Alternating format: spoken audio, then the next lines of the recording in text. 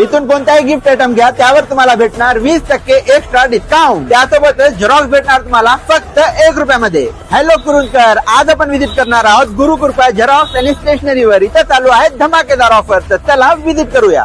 कुरुंदकर, अजून एक महत्वाची गोष्ट म्हणजे तुम्हाला इथं एका छताखाली भेटणार संपूर्ण प्रकारचे स्टेशनरी, संपूर्ण प्रकारचे गिफ्ट आयटम, झेरॉक्स व गव्हर्नमेंट ऑनलाईन सर्व्हिसेस.